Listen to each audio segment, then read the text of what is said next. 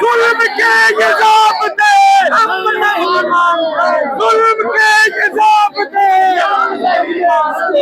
रिहा करो, रिहा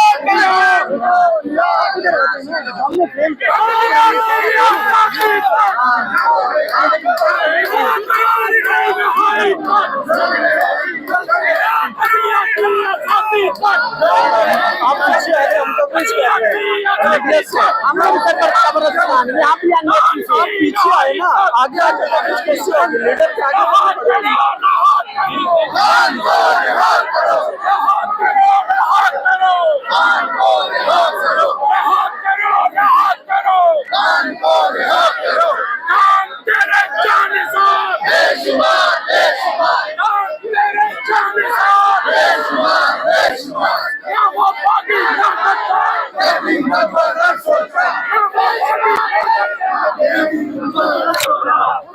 जी नाजरीन, तो ये आपको लाइव मुनाज़िर दिखा रहे हैं कि आज इस्लामाबाद हाई कोर्ट के बाहर बहुत बड़ी तादाद में MPs MNAs जमा हैं और ये एक शिद्दत इख्तियार करता जा रहा है एहतजाज।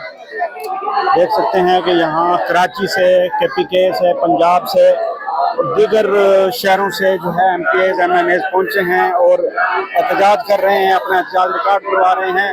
अदलिया और इमरान खान की आज़ादी के हक में नारे लगाए जा रहे हैं।